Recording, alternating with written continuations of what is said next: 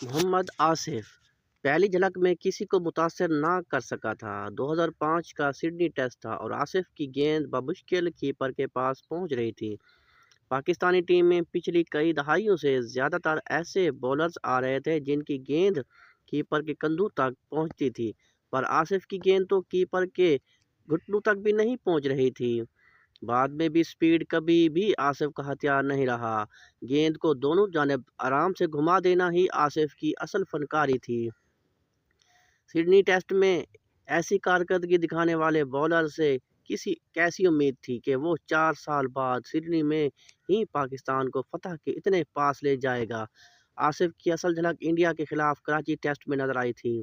Rahul derived کو گیند باہر نکلی اور ایج دے کر پویلین واپس جانے کے علاوہ اس کے پاس کوئی چارہ نہ تھا۔ اگر یہ ایک شاندار گیند تھی تو وی وی ایس لکشمن کو پڑی گیند تو ایک بلا تھی۔ آف سٹمپ سے باہر گری گیند وکٹوں میں جا گھسی اور لکشمن یقین نہ کرنے والی گیند نظروں سے دیکھتا ہی رہ گیا۔ دوسری اننگز میں لکشمن کے ساتھ یہ صدمہ وریندر سہواگ اور سچن ٹنڈولکر کو بھی سہنا پڑا تھا۔ چند دن بعد اس طوفان کا سامنا سری لنکن بیٹسمینوں نے کرنا تھا۔ کولمبو ٹیسٹ میں پہلی اننگز میں 4 اور دوسری میں 2 وکٹیں لینے کے بعد کینڈی میں آصف کی بولنگ کچھ اور مہلک ہو چکی تھی۔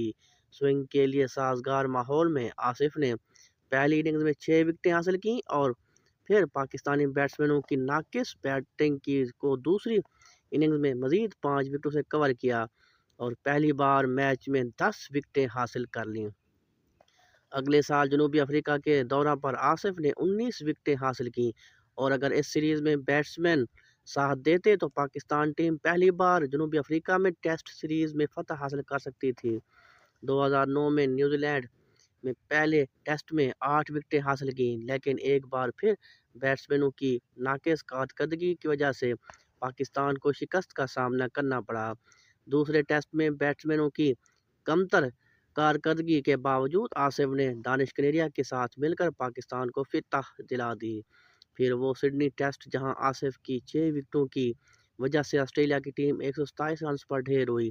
پھر پاکستان نے اچھی خاصی لیڈ حاصل کی، لیکن خراب فیلڈنگ اور بدترین وکٹ کیپنگ کے بعد گھٹیا بیٹنگ کی وجہ سے پاکستانی ٹیم پہلی اننگز میں 206 رنز کی بڑھتری حاصل کرنے کے باوجود 36 رن سے ہار گئی۔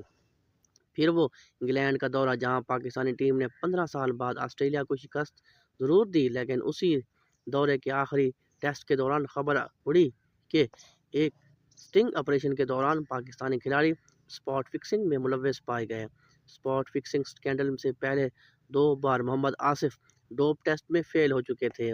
دبئی میں منشیات برآمد ہونے پر انہیں جیل میں بھی رہنا پڑا تھا اور ساتھی کھلاڑیوں سے جھگڑے بھی چلتے رہتے تھے، لیکن 2010 کے دورہ انگلینڈ میں آصف نے کچھ نیا کرنے کی ٹھانی اور پھر پاکستان کرکٹ کو 2 شاندار بولرز سے محروم ہونا پڑا۔ محمد آصف ایک ایسا بولر تھا جو گیند کو دونوں جانب اپنی مرضی سے گھما سکتا تھا۔ بہت زیادہ چالاک اور سمارٹ بولر تھا۔ بیٹسمین کا ذہن پڑھنا جانتا تھا، سخت مقابلے کے مزے لیتا تھا۔ انگلینڈ میں ہونے والی ون ڈے سیریز میں کیو پیٹرسن سے اس کے مقابلے اس کے گواہ ہیں، لیکن